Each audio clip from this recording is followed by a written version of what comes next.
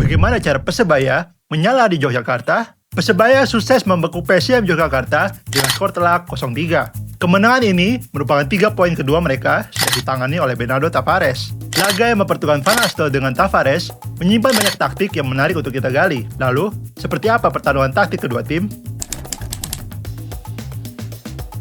Di atas kertas, sang tuan rumah PSM tampil dengan formasi 4-2-3-1 yang jadi andalan mereka di musim ini. Perubahan komposisi terdapat di lini belakang, di mana posisi dua bek tengah diisi oleh Rendra Teddy dan Setio Nugroho. Sedangkan Persebaya selaku tim tamu bermain dalam formasi 4-4-2. Posisi fullback kiri yang biasa dimainkan oleh Tumbas, kali ini diperankan oleh Jefferson. Menghadapi mid block Persebaya, PSM membangun serangan dalam struktur 3-2-5. Naiknya Raka Cahyana di sayap membuat PSM bila menggunakan 3 bek dari belakang, dengan dibantu oleh Ramasho dan Zepalente sebagai double pivot di tengah. Untuk menghambat distribusi bola PSM, Persebaya bertahan dalam mid block 4-3-3. 3 pemain di blok depan berfokus jaga zona untuk menutup jalur umpan menuju 2 pivot PSM di tengah. Jalur di tengah yang tertutup aksesnya membuat PSM harus progres bola melebar dengan winger yang dapat turun di area sayap buat jemput bola. Hal ini memancing press dari fullback Persebaya yang meninggalkan ruang di belakang. Di sini Rajkovic cover ruang di sayap kanan setelah Catur naik.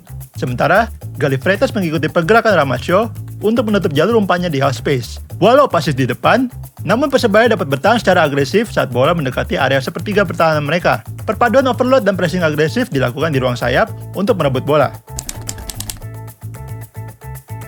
Mid block Persebaya yang rapat dapat dipecahkan oleh PSM lewat strategi pancing press. Press dari pemain yang terpancing ke depan akan merenggangkan jarak antar pemain, sehingga dapat menciptakan jalur umpan progresif di tengah lapangan.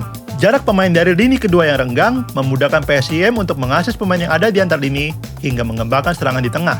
Seperti yang terlihat di sini saat Vidal dapat berkombinasi dengan Zepalente di zona 14. Cara lain untuk membongkar mid block adalah dengan permainan dinamis antara Zepalente, Ramasho, dan Vidal di tengah.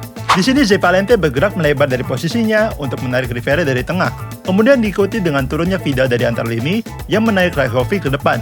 Ini membuka ruang di antar lini sehingga Ramasho yang bergerak progresif punya ruang cukup luas untuk dapat jadi target progresif bola. Pada laga ini PSM banyak menggunakan sayap kiri sebagai sarana serangan mereka. Dan Persebaya punya satu cara untuk menghentikan serangan ini. Baik dari struktur bertahan 4-3-3 maupun 4-4-2, gelandang di sisi bola rutin bergerak turun dan masuk ke lini belakang untuk membentuk struktur 5 back. Dengan adanya satu pemain yang konsisten mengisi ruang fullback yang naik, maka sayap kanan dari pertahanan Persebaya dapat selalu terjaga. Dan strategi ini mengarah pada senjata utama Bernardo Tavares untuk mencederai lini pertahanan PSM, yaitu counter attack. Serangan balik Persebaya berakar dari struktur bertahan yang rapat di sepertiga area bertahan mereka, dan dengan menyisakan satu pemain di lini depan.